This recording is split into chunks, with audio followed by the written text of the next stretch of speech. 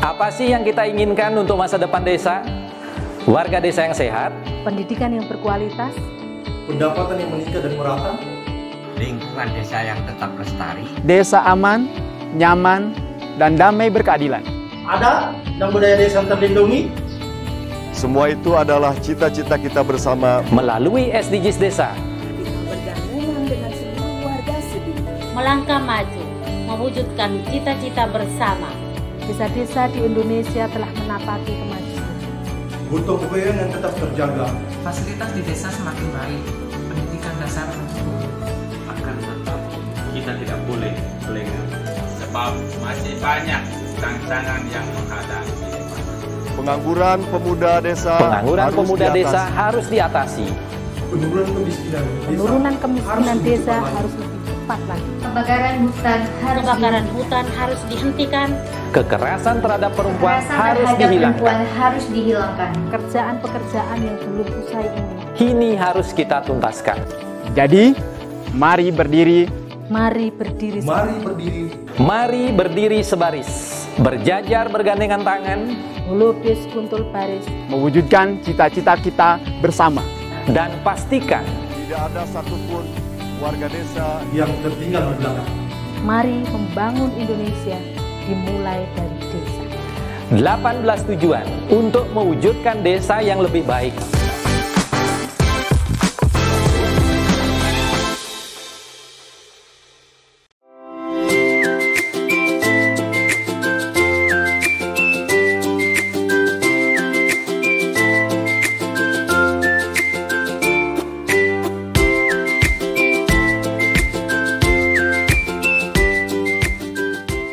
Dapatkan kabar baik dan kebaikan desa dan perdesaan hanya di TV Desa News. Unduh aplikasinya segera. Salam bahagia kerabat desa Indonesia, mari berdiri sebaris, telupis kuntul baris, salam SDGs Desa.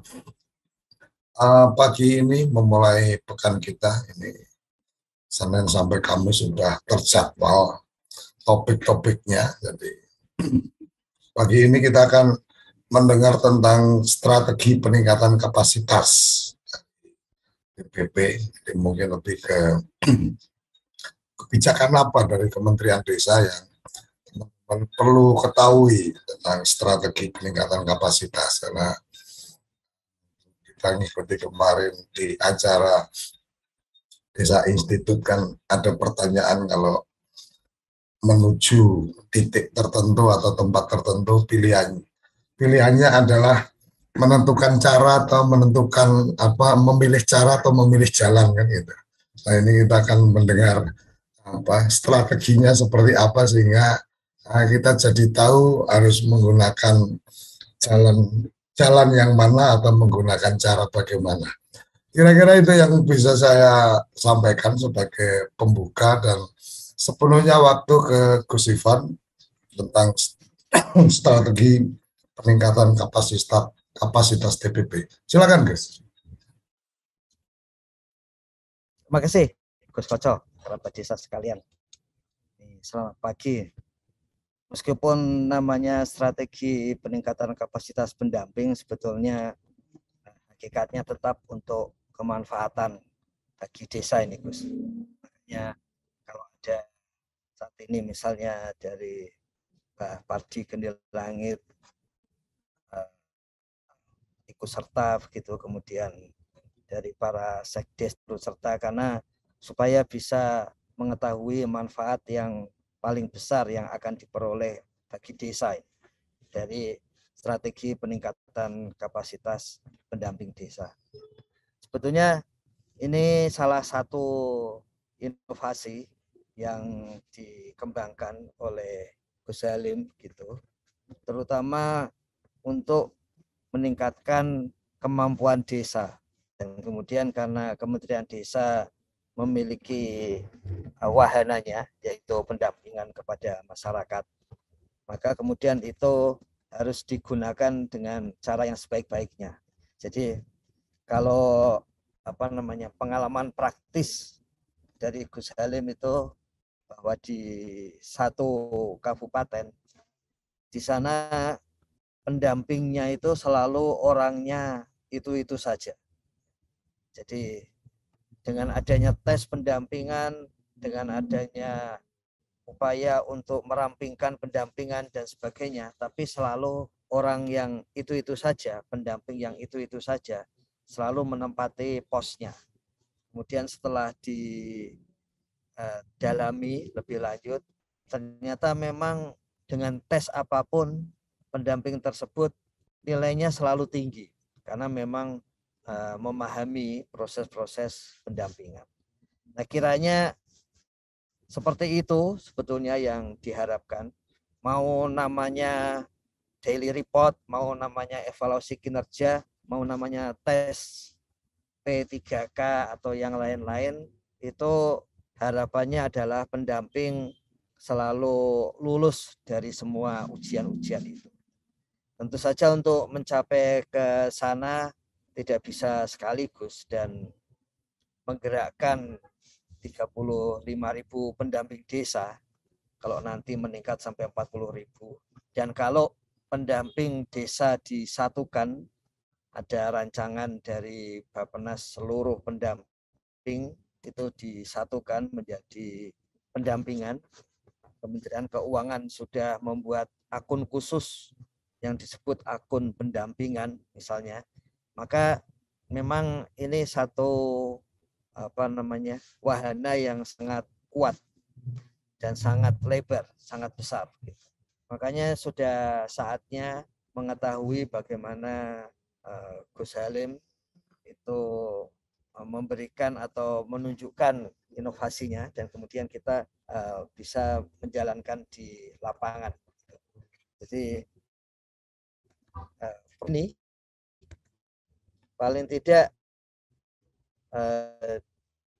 dimulai dari biasa beliau menyampaikan sudut pandangnya, dan sudut pandang yang kita ambil adalah sudut pandang yang nomor 2 dari kiri, yaitu solidaritas sosial. Nah, solidaritas sosial itu mengandaikan bahwa ujung dari pendampingan, ujung dari pemberdayaan itu adalah kemandirian. Jadi paling tidak Profesor Mubiarto almarhum, Profesor Sayugyo almarhum, ini semuanya dulunya seperti Pak Sayugyo dulunya penyuluh, kemudian ada paradigma baru yaitu pendampingan. Bahkan kata kunci pendampingan itu berasal dari mereka berdua. Dan pendampingan di sini arahnya adalah untuk memandirikan. Jadi karena itu memang sejak awal sudut pandang dari Pak Sayugyo dan Pak Mubiarto ini bahwa suatu ketika masyarakat warga sudah mulai mandiri, maka tidak perlu didampingi. Tapi ternyata kenyataannya di satu sisi bisa jadi sudah mandiri, sementara di sisi lain itu perlu pendampingan lebih lanjut. Maka kemudian oleh Pak Sayugyo dan Pak Mubiarto, ternyata dalam hal pendampingnya sendiri juga harus mandiri gitu, sehingga dia bisa selalu mengembangkan masyarakat di sekitarnya. Jadi seperti itu. Kemudian bahwa cara kita untuk memandu masyarakat adalah mengetahui tidak hanya potensinya, jadi tidak hanya kapasitasnya saat ini, tapi juga kapabilitas. Jadi kalau istilah dari Amartya Sen, ini peraih Nobel Ekonomi yang memang punya orientasi yang sangat kuat kepada orang miskin dan pedesaan, sehingga sering dipakai oleh Pak Mubiarto dan Pak Sayugyo. Itu cara kita memandirikan masyarakat adalah mengajak masyarakat mengetahui potensinya saat ini, kapasitasnya saat ini, dan yang masih terpendam. yang kemudian disebut sebagai kapabilitas. Jadi potensi-potensi yang masih terpendam, yang bisa kita ketahui dari harapan mereka, dari semangat mereka, dari apa yang dilakukan warga, meskipun tidak disuruh gitu, tapi mereka secara sendiri melakukan hal-hal yang dianggap baik untuk masyarakat. Nah, itu adalah bagian-bagian dari kapabilitas masyarakat desa. Itulah yang perlu dikembangkan kemudian menjadi kemandirian bagi masyarakat desa. Jadi mengapa satu masyarakat itu tidak berdaya? Cara pandang ini memandang bahwa sebetulnya karena di sana ada potensi yang belum berkembang. Jadi ada potensi yang belum berkembang. Jadi sudut pandangnya adalah sudut pandang pendidikan. Jadi kalau kita melihat murid, melihat menti gitu, kita tidak melihat kelemahannya, tapi kita melihat potensinya. Contohnya salah satu yang dilihat potensinya adalah bagaimana di Sarapan itu paling tidak ada 5.000 pendamping warga desa, perangkat desa, dan dinas pemberdayaan yang antusias begitu. Dan itu kemudian menggerakkan bagaimana pengetahuan itu segera tersebar. Makanya kemudian ada gerakan saat ini bahwa kalau ada kebijakan dan hal baru, maka Akademi Desa misalnya, itu diminta untuk langsung, tidak usah menunggu jadwal, tapi langsung ada istilahnya mungkin special event gitu untuk mempercepat proses alih pengetahuan. Jadi peningkatan kapabilitas itu penting dan itu sudut pandang tentang pendidikan. Makanya klop langsung ketika Gus Halim yang memang berlatar belakang kependidikan dan masih merasakan sebagai pendidik gitu, itu langsung merasa klop bahwa yang ingin digali dari masyarakat desa itu kapabilitas.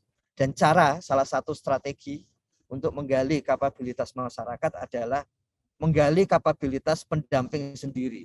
Karena ini adalah bagian dari kementerian yang langsung berhubungan dengan masyarakat.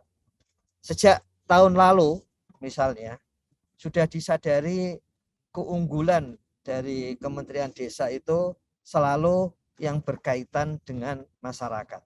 Jadi kegiatan-kegiatan internal Kementerian Desa itu bukan satu keunggulan bagi publik gitu.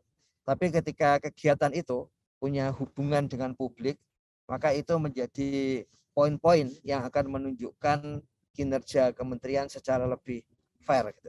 Secara lebih nyata, lebih sesuai dengan kebutuhan masyarakat. Contohnya Humas. Humas itu pasti ada hubungan dengan masyarakat, memberitakan hal-hal yang dikerjakan kementerian bagi masyarakat. Kemudian pendataan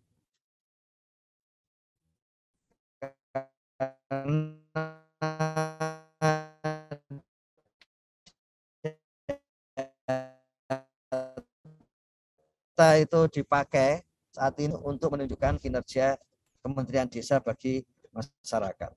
Kemudian selain itu adalah masyarakat. Itu juga langsung punya hubungan penting untuk publik gitu. Dan yang terakhir tentu saja adalah pendampingan masyarakat desa yang di sini sering dikenal sebagai tenaga pendamping profesional. Karena ini langsung berhubungan dengan masyarakat, maka baik buruknya pendamping itu mempengaruhi pandangan publik terhadap Kementerian Desa. Dan Kementerian Desa itu mengharapkan bahwa pandangan publik itu fair sesuai dengan realitas, dan dalam hal ini adalah ada upaya untuk peningkatan kapasitas pendamping. Sehingga sudut pandangnya itu fair untuk menunjukkan kinerja di dalam Kementerian Desa. Nah, seperti itu. Nah, ketika kita memandang masyarakat ketika mereka kapabilitasnya masih bisa ditingkatkan, maka fokusnya di sana. Jadi ini yang membedakan dengan sudut pandang pelapisan sosial. Lazimnya sudut pandang pelapisan sosial itu berorientasi konflik. Jadi yang lapisan bawah itu harus melakukan konflik dengan lapisan atas supaya bisa mendapatkan privilege. Tapi sudut pandang solidaritas sosial antar lapisan ini justru kita akan fokus kepada lapisan yang paling bawah. Akan fokus dimulai dari sana, bukan untuk berkonflik dengan yang atas, tapi fokusnya adalah meningkatkan kapasitas. Coba bayangkan sudut pandang umum paradigma solidaritas sosial ini dengan cara Gus Halim memulai revitalisasi atau reformasi pendampingan itu dimulai dari PLJ. Karena memang sudut pandang ini itu membawa orang untuk fokus kepada berbagai lapisan dan dimulai dari lapisan terbawah. Dan fokusnya bukan untuk mempertengkarkan dengan lapisan di atasnya, tapi fokusnya adalah menguatkan lapisan bawah sehingga dia bisa mandiri seperti itu. Jadi dimulai dari PLD, tahun depan mulai ke PD, kemudian kalau ada PD-nya lebih cepat berkembang, maka langsung masuk ke TA Kabupaten lebih cepat berkembang, masuk ke TA Provinsi, dan kemudian TA Pusat. Jadi memang sudut pandang ini mengajak kita untuk fokus kepada kapabilitas dari yang terbawah dulu, kemudian naik, dan jika itu sudah mulai strategi ini sudah mulai berkembang, maka ini bisa berjalan dengan lebih cepat gitu. Nah, kalau kita melihat Permen Desa nomor 19 tahun 2020, di situ banyak revisi yang dilakukan, baik ide maupun kata-kata kuncinya itu langsung dari Menteri Desa. Jadi kita bisa yakin bahwa inovasi-inovasi dari Menteri Desa berkaitan dengan pendampingan itu sudah dimulai di Permen Desa nomor 19 tahun 2020, yang kemudian lebih detail lagi melalui keputusan Menteri Desa nomor 40 tahun 2021. Nah, di dalam Permen Desa 19 2020 yang tetap ada di sana itu adalah peningkatan kapasitas. Jadi pendampingan itu memang basisnya meningkatkan kapasitas bagi pihak lain. Makanya nanti satu diskusi pernah dilakukan antara dua menteri, apa bedanya pelatihan di Kemenaker dan pelatihan di Kemendesa. Ciri penting dari pelatihan di Kementerian Desa itu adalah hasil dari pelatihan itu tidak pernah untuk diri pendamping itu sendiri, tapi hasil dari pelatihan itu baru menunjukkan efektivitasnya, baru bisa menunjukkan kinerjanya ketika itu diterapkan kepada warga desa, ketika diterapkan kepada pemerintah desa, ketika diterapkan pada berbagai kegiatan pembangunan desa, termasuk untuk BUMDes, kemudian untuk kerjasama desa seperti itu. Jadi ciri utamanya ketika kita meningkatkan kapasitas itu bukan untuk diri kita, tapi untuk desa. Jadi pendamping kapasitasnya ditingkatkan itu bukan semata-mata untuk pendamping, tapi tujuan akhirnya adalah untuk desa. Jadi itu kekhasan dari Permen Desa 19 2020 bahwa peningkatan kapasitas itu pokok. Kemudian disampaikan ada ciri utama untuk pendampingan, untuk peningkatan kapasitas pendamping. Ini yang pertama adalah peningkatan kapasitas, orientasinya, tujuannya itu supaya pendamping bisa melakukan pendampingan kepada pemerintah desa, kemudian BPD, kemudian berbagai kegiatan yang tadi disampaikan untuk kerjasama desa dan untuk BUMDes, karena ini fokus-fokus yang blessing in disguise ya. Jadi satu apa namanya itu, satu nikmat, satu apa namanya, hasil positif yang tidak disengaja yang sangat menguntungkan bagi Kementerian Desa. Dari Undang-Undang Desa itu kita mengetahui ada 2 PP, ya, 2 peraturan pemerintah, yaitu peraturan pemerintah mengenai pemerintahan dan peraturan pemerintah mengenai keuangan. PP 43 kemudian isinya dikembangkan ke PP 47 2015, itu hampir seluruhnya ada di Kementerian Dalam Negeri, sehingga memang banyak peraturan Menteri Dalam Negeri turun berbasis pada PP 43 2014 atau 47 2015. PP 60 itu berkaitan dengan peran Kementerian Keuangan dan Kementerian Desa. Meskipun demikian, pokok yang utama adalah di Kementerian Keuangan. Dan kemudian ketika Undang-Undang Cipta Kerja muncul, turunlah kemudian PP 11 2021 tentang BUMDes. Yang di situ secara tegas ditunjukkan menteri yang menangani BUMDes adalah Menteri Desa. Makanya di dalam Permen Desa 19 2020 ini BUMDesa dirujuk secara khusus, ya. Karena ini adalah salah satu keterampilan yang harus dimiliki oleh pendamping desa. Kemudian kerjasama juga penting, karena kita ketahui kemarin dari posisi postmodernisme saat ini yang paling penting adalah kemampuan untuk menjalin kerjasama. Kemudian itu di level pemerintah desa. Pendampingan juga yang nomor 2 itu berkaitan dengan masyarakat. Jadi peningkatan kapasitas masyarakat itu ditunjukkan terutama ketika masyarakat bersedia melakukan partisipasi dalam pembangunan desa. Dan karena kita sekarang sudah memiliki arah yang lebih detail, 200 kemudian diarahkan, mudah kita memiliki patokan panduan atau jangkar bahwa partisipasi dan pembangunan itu jangkarnya adalah SDGs desa. Kemudian coba kita lihat yang ketiga. Jadi pendampingan tidak hanya isinya kegiatan, tapi ada kekhususan di dalamnya, yaitu peningkatan kualitas. Dan di situ isinya adalah soal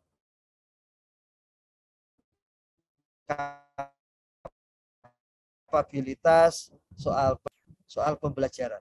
Jadi bayangkan bahwa kita sering mengetahui di antara pendamping itu ada PKM, istilah dari pendamping sendiri, yaitu peningkatan kapasitas mandiri. Tapi jangan dilupakan seperti kaidah peningkatan kapasitas bagi pendamping selama ini selalu bukan soal diri kita sendiri, tapi ujung-ujungnya adalah untuk desa. Jadi bayangkan bahwa di dalam Permendes nomor 19 2020 itu juga ada aspek pembelajaran mandiri bagi pemerintah desa dan bagi masyarakat desa. Jadi satu semacam cermin begitu, sementara pendamping itu ada peningkatan kapasitas mandiri,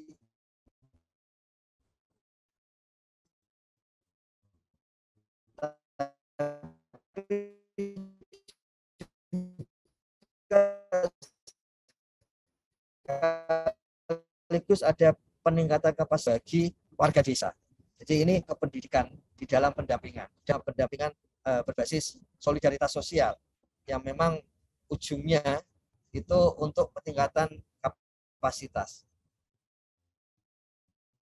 Dan peningkatan itu di dalam sudut pandang solidaritas perlu dibangun di dalam satu kelompok kecil dulu, kemudian semakin besar. Kalau menurut kajian yang terakhir, sebesar intensif itu jumlahnya sekitar 150 orang. Tapi paling tidak ada kelompok-kelompok kecil yang di bawah 20 orang yang itu penting untuk proses peningkatan kapasitas yang di sini disebut sebagai komunitas pembelajar. Komunitas pembelajar ini istilah yang diusulkan pada waktu itu oleh Pak Dito, dulu direktur, sekarang staf ahli menteri, Dito Wikantosa, itu menggunakan istilah komunitas pembelajar. Maksudnya dari Gus Halim, yang penting ada kelompok yang mereka bisa belajar bersama. Itu hal kata-kata yang persis disampaikan oleh Profesor Mubiarto dan Profesor Sayogyo almarhum. Jadi kelompok yang bersedia belajar bareng-bareng, dan karena dalam kelompok, dan sekarang sudah muncul kajian dari Amerika bahwa ternyata memang kemampuan spesies manusia mengembangkan pengetahuan yang berbeda dengan spesies yang lain. Itu karena kita belajar dari kemajuan-kemajuan manusia yang lain.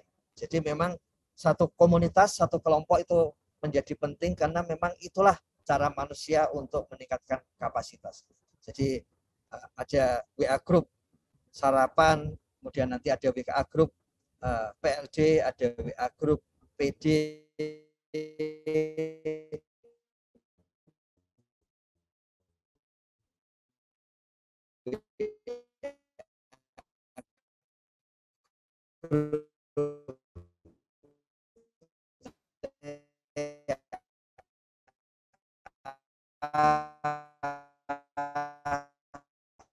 kabupaten, TA provinsi, dan dia meningkatkan kapasitas, yaitu Permendesa 19 2000, peningkatan kapasitas mandiri, peningkatan melalui dan tentu saja sebagaimana kaidah dalam penyusunan peraturan perundangan selalu dibuka peluang untuk yang lain di bagian terakhir, entah itu ayat terakhir, entah itu rincian terakhir. Tapi yang menarik, ini ada dua kata kunci, meskipun di sini kemudian menjadi 3 poin, yaitu ada mentoring dan ada peningkatan kapasitas mandiri. Jadi, ada peningkatan kapasitas mandiri dan mentoring. Ini satu strategi baru yang khas dari Gus Halim. Jadi pelatihan memang penting. Karena itu Gus Halim meminta pelatihan itu harus ada online-nya supaya mencakup seluruh pendamping. Karena kalau pelatihan menggunakan cara konvensional di Kementerian Desa itu setinggi-tingginya itu 18.000 peserta setiap tahun. Jadi kalau di dalamnya seluruhnya isinya pendamping misalnya, itu butuh 2 tahun untuk pelatihan yang sama. Padahal itu adalah satu jenis pelatihan. Bagaimana kalau pelatihannya justru banyak? Misalnya tahun ini misalnya ada beberapa peraturan Menteri Desa yang segera butuh dilatihkan. Peraturan Menteri Desa nomor 7 2021, Peraturan Menteri Desa nomor 3 2021, Peraturan Menteri Desa nomor 15 2021, dan sebentar lagi Peraturan Menteri Hukum dan HAM tentang Badan Hukum BUMDes tahun 2021. Jelas itu perlu segera dilatihkan, dan itu tidak akan cukup dengan pola pelatihan seperti yang biasa. Apalagi kalau kemudian bersama pihak luar, itu biasanya pelatihan dimulai dari dasar lagi, dari pembangunan partisipatif, dari partisipasi masyarakat. Padahal sekarang perlu yang lebih spesifik, lebih teknis, partisipasi untuk BUMDes yang seperti apa, partisipasi transformasi UPK dan sebagainya. Maka kemudian perlu ada, misalnya hari ini itu dimulai pelatihan-pelatihan khusus seperti itu. Nah, ini adalah hal yang sifatnya pelatihan. Yang kedua adalah mentoring. Sudah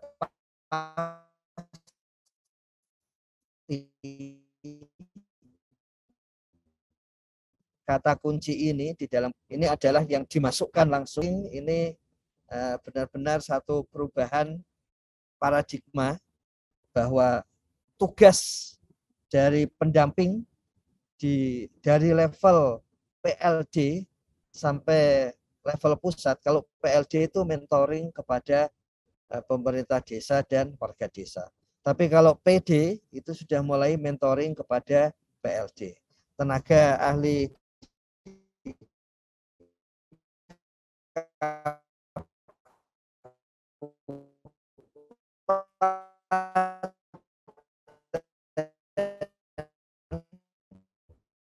sudah harus ada mentoring.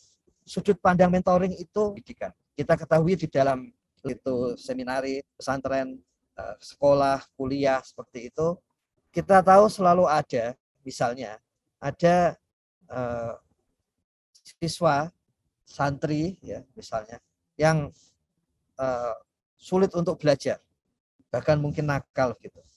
Tapi selalu saja ada guru, ada kiai gitu yang selalu tidak ingin cepat-cepat memberikan justifikasi ini muridnya, ini mahasiswanya buruk, bodoh, nakal gitu. Tapi justru dia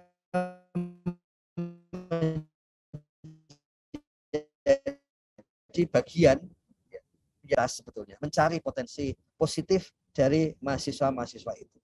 Misalnya di tempat waktu saya masih sebagai dosen, itu ada dosen-dosen tertentu yang memang bertugas untuk mahasiswa-mahasiswa kadal istilahnya. Ini mahasiswa kadal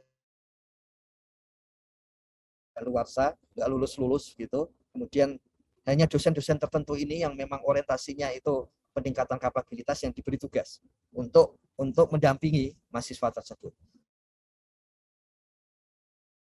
Di pesantren sudah banyak cerita bagaimana para kiai, di seminari juga bagaimana para pendeta dan pastor itu tetap berusaha mencari kapabilitas dari setiap mentinya.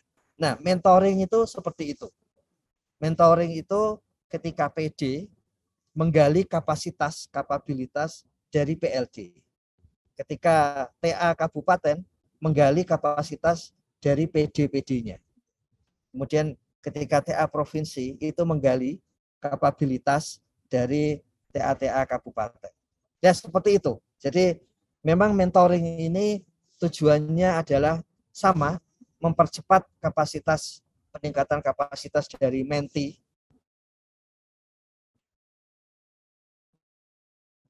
Misalnya mentornya PD, mentinya itu PLD. Mentornya TA kabupaten, mentinya adalah PD. Jadi menggali kapabilitas dari menti sampai kemudian menti bisa mandiri untuk belajar, mandiri untuk pendampingan dan sebagainya. Jadi seperti itu. Jadi bagiannya itu adalah sifatnya itu memang kependidikan. Kita masih ingat dalam salah satu episode waktu itu ada Pak Thomas Sutana. Ya. Kenapa langsung klop? Saya cuma menduga saja karena Pak Thomas ini kuliahnya sampai ke S3 meskipun waktu itu belum sampai tamat. Tapi semuanya di bidang kependidikan. Sehingga memang sangat mudah untuk menerima sudut pandang atau strategi baru yang dikembangkan oleh Gus Halim. Kemudian yang kedua adalah peningkatan kapasitas mandiri. Nah, peningkatan kapasitas mandiri ini memang namanya andragogi. Jadi ini bagian dari pendidikan. Begitu kita menjadi orang dewasa, maka kita pasti ingin meningkatkan kapasitas diri. Jadi salah satu ciri dari kedewasaan ketika kita berintelektual gitu, itu kita meningkatkan kapasitas keran seluas-luasnya untuk peningkatan kapasitas mandiri. Bahkan kemudian ada berbagai kegiatan, berbagai ide beliau yang saat ini masih dikembangkan dan tidak selesai itu, maksudnya tidak dihentikan tapi dikembangkan, misalnya sampai untuk RPL, rekognisi pembelajaran lampau, sampai menyiapkan beasiswa karena hasil dari survei di TV Desa itu 90% lebih membutuhkan beasiswa untuk RPL. Sampai beliau sampai saat ini menggalang beasiswa yang kalau lancar nanti bisa dimulai dari Januari. Jadi peningkatan kapasitas mandiri itu diberi ruang sebanyak-banyaknya dan kementerian itu terus berusaha memberikan fasilitasi untuk peningkatan kapasitas mandiri. Jadi nanti kita bisa lihat lebih lanjut.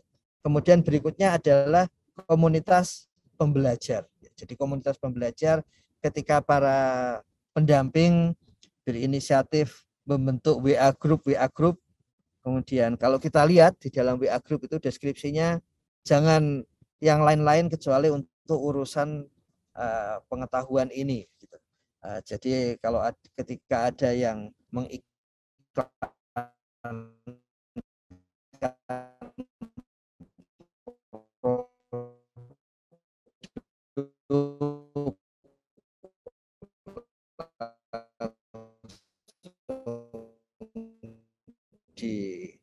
diingat khusus untuk peningkatan kapasitas, ada yang di bidang media sosial dan sebagainya. Jadi itu komunitas pembelajar secara elektronik milenial memang seperti itu. Dan kemudian berkali-kali Gus Halim menyampaikan jangan sampai itu tidak dimasukkan ke dalam daily report. Jadi hal-hal seperti itu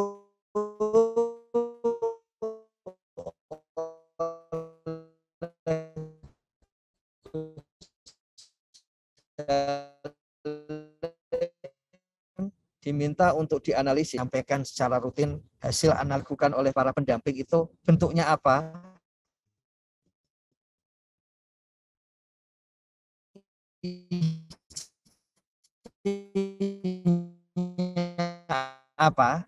dan kalau desain skripsi yang ditulis pendamping, hal-hal yang diberikan peluang yang sangat ini bagian dari Permendes yang sebelumnya.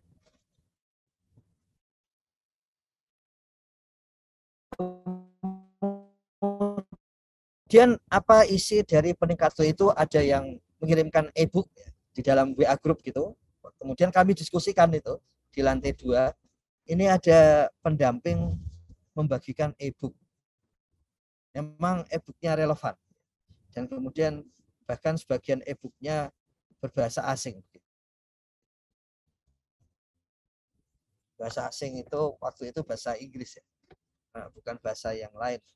Nah, kemudian ini memberikan wujud yang lebih jelas tentang apa itu peningkatan kapasitas mandiri. Jadi dari situ kemudian kita diskusikan di lantai 2 itu benar berarti buku atau mungkin literatur yang lain itu penting. Salah satunya misalnya ada yang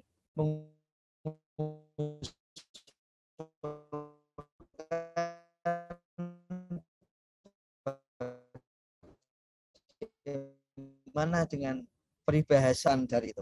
Nah itu kita karena kita di wilayah timur beda dengan wilayah barat dan timur tengah yang memang basisnya ada akademisi. Kalau di kita basisnya ada pesantren, ada wihara gitu, dan sejak dulu pengetahuan dari para pendahulu kita itu diletakkan dalam bentuk pepatah misalnya. Makanya kemudian peribahasa pepatah itu isinya adalah salah satu kristalisasi dari pengetahuan kita. Gitu.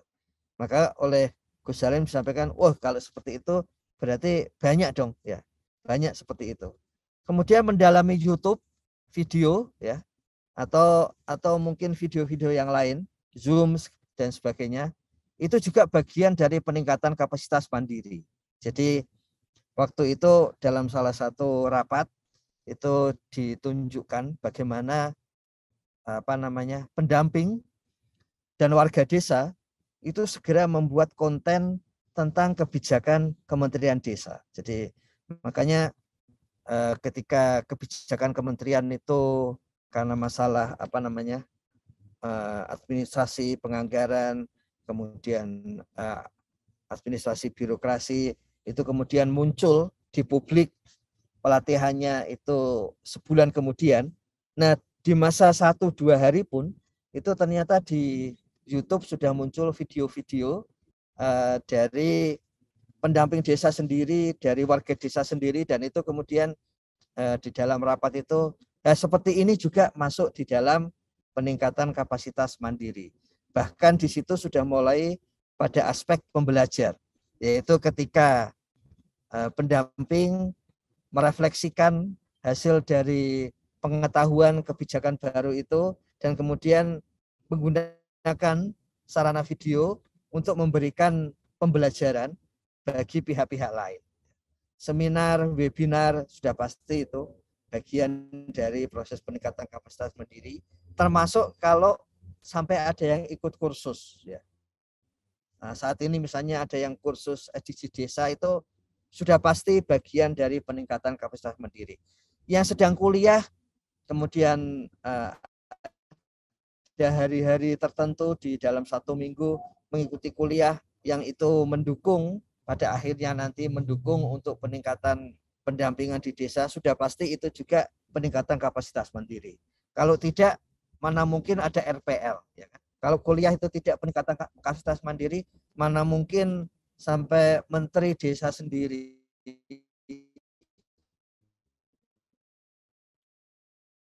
yang menggali beasiswa untuk fokus-fokus tertentu yang mendukung pendampingan, jelas itu bagian dari peningkatan kapasitas mandiri. Nah, Gus Halim kemudian pragmatis. Kita mulai dari mana dan menuju kemana ketika meningkatkan kapasitas pendamping, terutama tenaga pendamping profesional. Yang pertama adalah kemampuan untuk melaporkan. Jadi sering sampai sekarang banyak yang salah paham. Kenapa sih ada DRP, Daily Report Pendamping Desa? Kenapa sih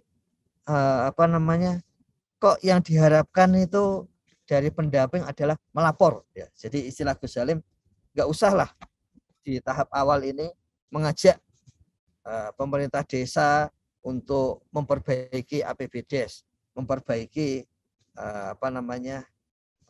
sampai kegiatan lapangannya, kemudian mengajak masyarakat mengevaluasi pembangunan. Nggak usah sampai itu. Pada tahap awal itu yang paling mendasar adalah melaporkan seobjektif mungkin. Ya. Jadi melaporkan seobjektif mungkin apa yang terjadi selama musyawarah desa, apa hasil-hasilnya, bagaimana perencanaan atau kegiatan sebelum musyawarah desa. Semua itu dilaporkan di dalam deskripsi yang lengkap, di dalam daily report pendampingan desa, itu sudah cukup. Itu sudah cukup. Ya. Jadi kapasitas pertama itu yang diharapkan itu adalah melaporkan dengan sedetil mungkin dan seobjektif mungkin. Mengapa itu cukup? Karena kita menggunakan sistem informasi yang bisa langsung meng-crawling, mengambil kata-kata kunci itu, dan kemudian kata-kata kunci itu bisa dikembangkan selama 1 paragraf dari kata kunci itu. Jadi crawling kita itu misalnya kita ingin mengetahui bagaimana Musdes di tahun 2021. Kita menggunakan kata kunci Musdes, kemudian muncullah semua kata Musdes yang disampaikan oleh pendamping, dan kemudian diperbesar sampai 1 paragraf yang isinya ada kata Musdes itu. Dan dari situlah kemudian kami di Kementerian Desa mendalami bagaimana Musdes dilaksanakan di 74.961 desa. Jadi melaporkan itu bagi Gus Halim waktu itu dalam berbagai diskusi, kan banyak yang menyampaikan keluhan kita nggak seperti zaman PNPM ketika bisa mengarahkan Musdes, ketika kita bisa melarang pemerintah desa mencampuri Musdes dan sebagainya. Terus kata Gus Halim, ya semua itu pasti ada tujuannya. Dan sebagai kebijakan pemerintah, tentunya kita bisa memahami tujuan-tujuan itu. Maka yang dilakukan itu adalah yang bisa dilakukan pendamping. Yang bisa dilakukan pendamping pasti bisa melaporkan. Pasti bisa melaporkan. Maka itu kemudian menjadi tugas utama. Dan ketika itu muncul, kemudian ya memang kalau laporan dari pendamping bagus, maka Kementerian Desa akan mendapatkan informasi yang lengkap pula. Dan dari situ bisa merumuskan kebijakan-kebijakan desa dengan cara yang paling bagus dan paling sesuai bagi desa. Makanya tugas utama dan peningkatan kapasitas yang pertama kepada para tenaga pendamping profesional itu memang melaporkan. Kemudian yang kedua adalah ketika pendamping sudah melakukan peningkatan kapasitas mandiri, maka pendamping seharusnya mulai bisa mengusulkan, membuat rekomendasi kepada semua pihak, entah itu masyarakat, kepada pemerintah desa, pemerintah kabupaten, kecamatan, kepada kementerian desa, kepada legislator yang ada di desa, itu memberikan usulan atau rekomendasi. Orientasinya perlu positif. Orientasinya perlu positif. Boleh saja mengatakan ada masalah, tapi yang lebih dibutuhkan oleh banyak pihak itu adalah usulan. Ini sebetulnya kaidah dari pendampingan partisipatori untuk masyarakat itu yang dibutuhkan adalah rekomendasi perbaikan. Jadi jangan terlalu pandai mencari masalah, tapi harus lebih pandai mencari solusi, atau itu salah satu kaidah di dalam pendampingan partisipator seperti itu. Dan kemampuan berikutnya, kalau itu sudah mulai dirasakan ketika masyarakat, warga mulai merasakan bahwa rekomendasi itu ternyata ada benarnya, rekomendasi itu ternyata bermanfaat, maka tahap berikutnya memang adalah kapasitas, kemampuan pendamping untuk bisa mengajak berpartisipasi atau berkolaborasi. Dan ini penting kita mencatat sudut pandang Gus Halim, bahwa partisipasinya itu adalah partisipasi yang sifatnya partisipasi karena kemudian bagaimana kalau dibuat kebijakan sehingga mau tidak mau mereka harus ikut. Nah, hal-hal seperti itu berusaha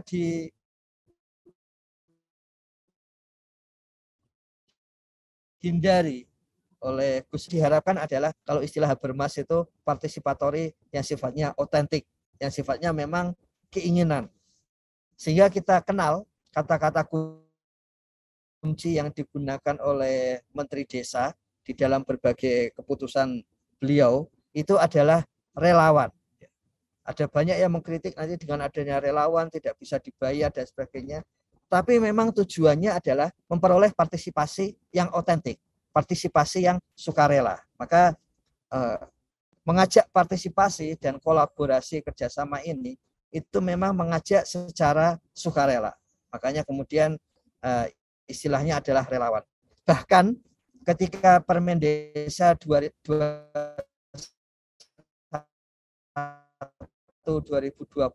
di situ katakan tambahin relawan.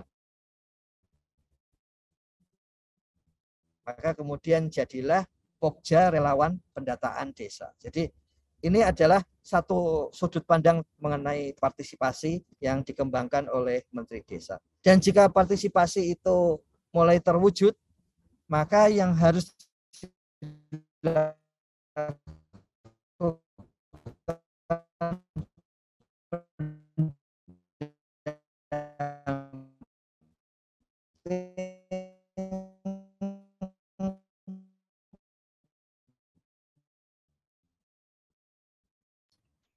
yang pertama adalah bekerja bersama desa. Bekerja bersama siapa juga sekaligus mengajak partisipasi dari berbagai masyarakat. Nah, di bagian akhir seperti tadi kami sampaikan bahwa tujuan akhir dari paradigma solidaritas sosial itu adalah kemandirian, baik bagi desa, bagi masyarakat maupun bagi pendamping sendiri. Nah, pendamping itu baru bisa mandiri kalau memang kinerjanya itu adalah wajah dia sendiri. Jadi wajah pendamping adalah kinerja pendamping. Artinya di situ kualitas diri pendamping itu adalah wajah kita. Jadi kualitas diri. Makanya di situ PKM, peningkatan kapasitas mandiri, mentoring menjadi penting karena memang kualitas kita adalah wajah kita. Ini istilah dari Gus Halim, pengen seperti itu sebetulnya sejalan dengan kaidah metode kualitatif. Peneliti itu, instrumen itu adalah peneliti itu sendiri. Di sini, instrumen pendampingan itu sudah pasti adalah pendamping itu sendiri.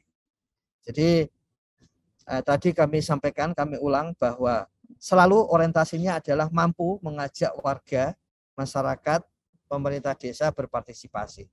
Makanya pelatihan peningkatan kapasitas tidak pernah diarahkan bagi pendamping ansih, bagi pendamping sendiri, tapi selalu diarahkan bagaimana kemudian pendamping bisa meningkatkan kapasitas atau memberdayakan pihak lain. Tadi kami sampaikan ada dua strategi utama yang diarahkan Gus Salim, peningkatan kapasitas mandiri dan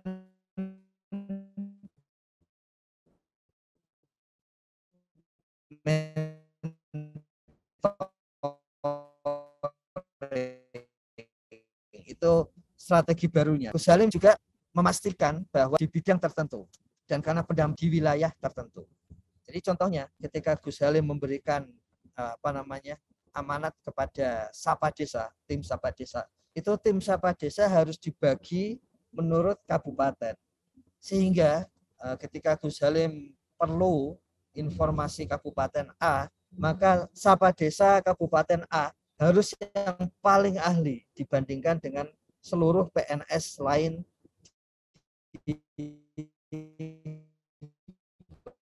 Kementerian Desa.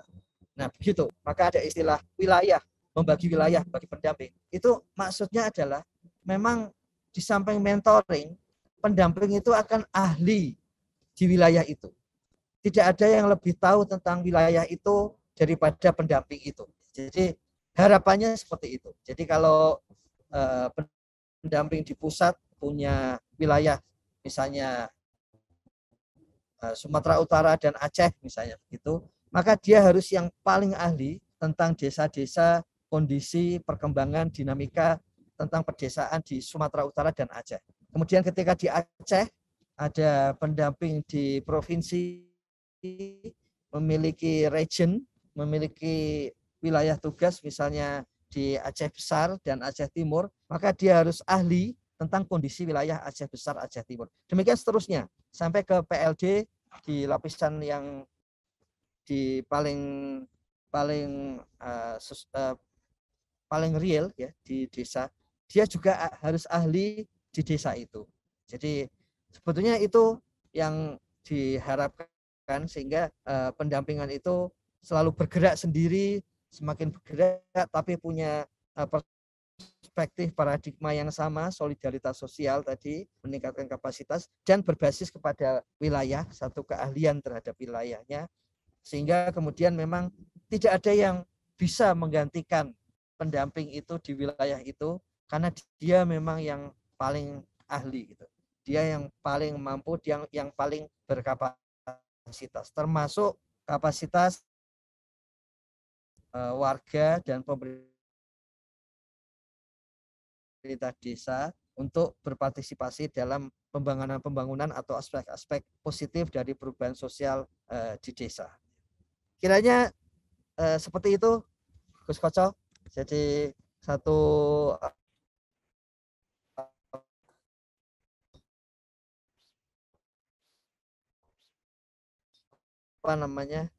strategi Gus Salim, dan sekarang mulai yakin nanti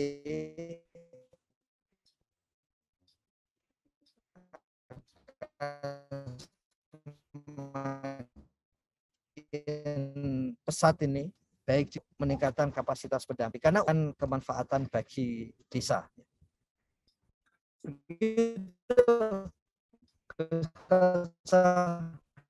Oke.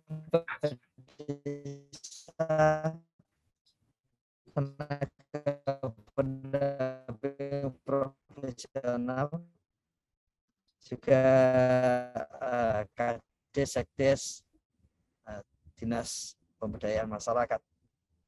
Siap, Gus. Oke, terima kasih Gus Ivan. Walaupun sinyalnya naik turun mungkin karena perjalanan, jadi saya berharap nanti segera di-share materinya Gus untuk ke teman-teman, nanti kita bagikan supaya siap bisa lebih menangkap apa yang tadi disampaikan Gus Ivan. Ada satu catatan menarik menurut saya yang kemudian menjadi penting adalah Tadi disampaikan tentang adanya komunitas pembelajar, artinya kelompok belajar ini menarik karena beda antara kelompok belajar dan komunitas pembelajar.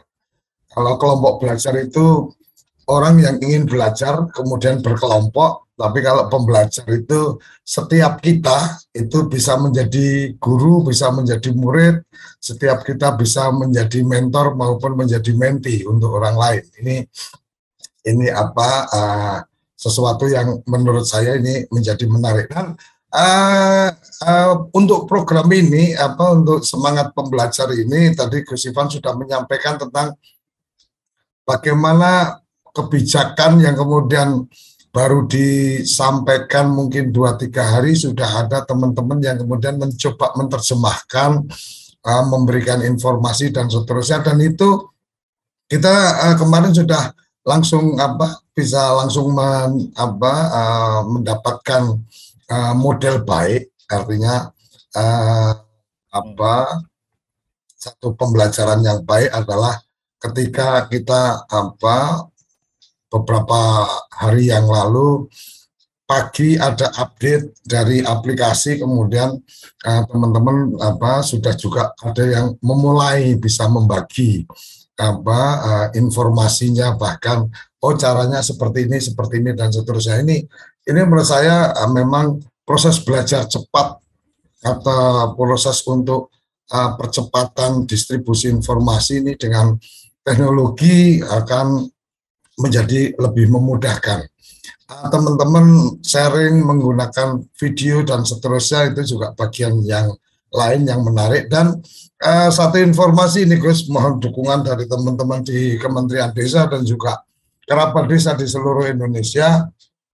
TV Desa mendukung gerakan One Village, One YouTuber. Ini sebenarnya kenapa kita perlu sampaikan juga di forum ini, karena ternyata orang Indonesia umur 15-64 tahun itu 190 juta adalah pengguna YouTube. Artinya ada potensi untuk media mengedukasi itu menjadi lebih luas. Dan kita mendukung One Village One YouTuber ini lebih pada kalau teman-teman pendamping lokal desa itu kemudian belajar menjadi YouTuber, maka sebenarnya mulai dari edukasi sampai informasi potensi desa itu bisa ditampilkan di YouTube dari pendamping lokal desa itu sendiri. Jadi diajari tentang bagaimana membuat channel, diajari tentang bagaimana membuat YouTube, diajari bagaimana kemudian supaya viewernya banyak dan seterusnya. Itu ada pembelajaran dari teman-teman GTTV. Jadi silakan teman-teman bisa bergabung di OVOI One Village One YouTuber .jt.id. Silakan bergabung di situ, itu menjadi salah satu kesempatan untuk pembelajaran. Dan teman-teman yang punya channel yang bagus di akhir Desember atau di awal Januari nanti akan dipilih untuk mendapatkan hadiah sampai ratusan juta. Jadi ini peluang belajar gratis, kalau berprestasi dapat hadiah. Ini menarik menurut saya. Kemudian yang kedua ini Gus, ini dari chat ada tentang bagaimana kebutuhan PLD, beberapa desa tidak ada PLD-nya dan seterusnya, dan saya yakin ini pasti urusannya kan juga urusan penganggaran dan seterusnya. Gus Ivan, ini mungkin satu lontaran aja, mungkin bisa didalami lebih lanjut apabila memungkinkan. Merdeka Belajar, kampus Merdeka, ini sesuatu yang menurut saya luar biasa, bahwa ada sampai ruang di mana mahasiswa itu bisa belajar di desa, itu mungkin lebih dari 1 semester, mungkin bisa sampai 2 semester atau 4 semester. Itu kalau memungkinkan itu dirumuskan, maka Kementerian Desa akan mendapatkan tenaga cuma-cuma atau tenaga gratis. Jadi mahasiswa yang bersangkutan kemudian diperlakukan selayaknya PLD, dan kemudian dia akan mendapatkan jumlah SKS yang sesuai target. Ini kan sama-sama saling membantu nih. Merdeka belajarnya dapat, pemahaman pendampingan juga dapat, pemahaman kemanfaatan desa juga dapat. Tapi secara regulasi pasti Gus Ivan dan teman-teman akademisi yang paham, saya hanya melihat bahwa itu ada ruang yang menarik. Karena kalau dari jumlah 33.000 TPP itu kan mulai dari pusat sampai ke desa. Artinya jumlah desa saja 74.000 itu bisa dipastikan akan banyak desa yang tidak ada pendamping lokal desa. Nah, kalau pembelajarannya terstruktur, kemudian mahasiswa semester berapa, kemudian dia bisa selama 1 tahun menjadi PLD dengan mendapatkan edukasi, maka secara keilmuan dapat, secara praktek dapat, secara kemanfaatan Kemendes juga dapat. Nggak perlu keluar duit, dapat tenaga. Ini yang mungkin menarik menurut saya, karena itu bagian yang sedang kita diskusikan TV Desa dengan salah satu SMK. Itu bisa anak magang selama 1 tahun. Jadi magang selama 1 tahun kita bisa mengedukasi dan mendapatkan tenaga atau keterampilannya. Itu saja Gus yang mungkin bisa saya tambahkan. Semoga bisa menjadi bahan diskusi, setidaknya diskusi di lantai 3 di ruangannya Gus Ivan. Kalau memungkinkan turun di lantai 2. Kira-kira itu, Gus Ivan, terima kasih. Ada yang ingin direspon atau kita langsung close, silakan Gus Ivan. Ya, terima kasih Gus Kocok.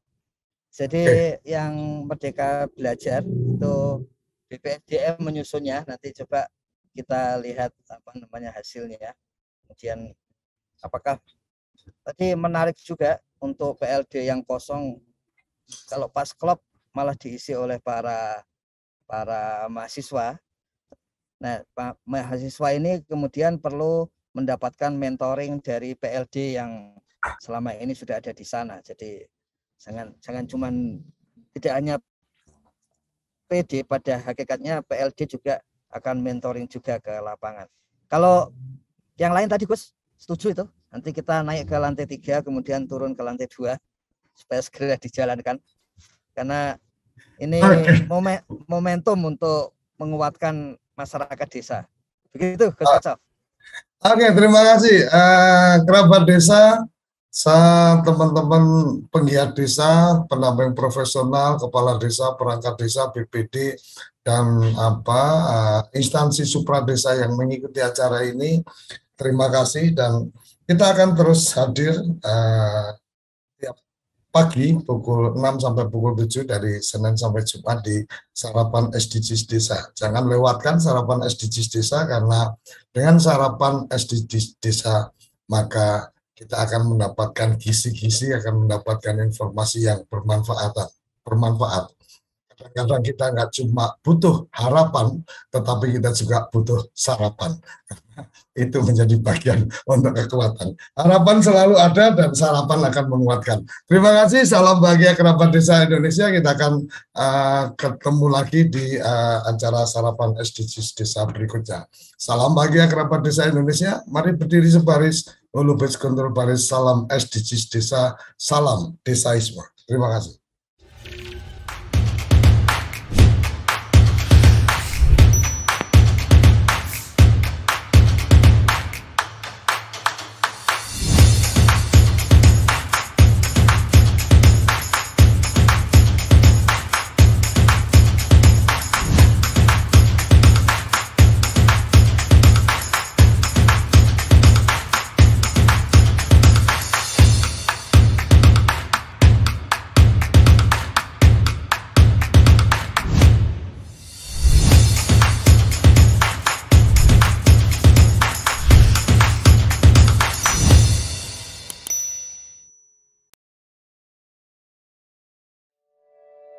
Apa sih yang kita inginkan untuk masa depan desa? Warga desa yang sehat, pendidikan yang berkualitas, pendapatan yang meningkat dan merata, lingkungan desa yang tetap lestari, desa aman, nyaman, dan damai berkeadilan. adat dan budaya desa terlindungi. Semua itu adalah cita-cita kita bersama melalui SDGs desa. bergandengan dengan seluruh warga sedunia. Melangkah maju, mewujudkan cita-cita bersama. Desa-desa di Indonesia telah menapaki kemajuan. Gotong royong yang tetap terjaga. Fasilitas di desa semakin baik, pendidikan dasar mencukupi. Akan tetap kita tidak boleh lengah. Sebab masih banyak tantangan yang menghadapi. pengangguran pemuda desa. Pengangguran pemuda desa harus diatasi. Penurunan kemiskinan desa harus lebih cepat lagi. Kebakaran hutan harus dihentikan. Kekerasan terhadap perempuan harus dihilangkan. Pekerjaan-pekerjaan yang belum usai ini. Kini harus kita tuntaskan. Jadi, mari berdiri. Mari berdiri. Mari berdiri. Mari berdiri sebaris. Berjajar bergandengan tangan. Melukis kuntul baris. Mewujudkan cita-cita kita bersama. Dan pastikan tidak ada satupun warga desa yang tertinggal di belakang. Mari membangun Indonesia dimulai dari desa. 18 tujuan untuk mewujudkan desa yang lebih baik.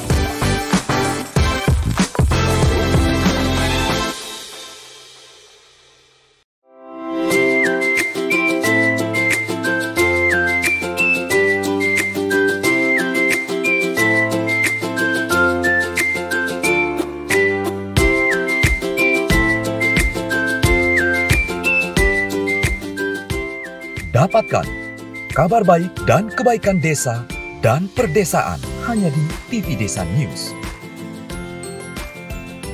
Unduh aplikasinya segera.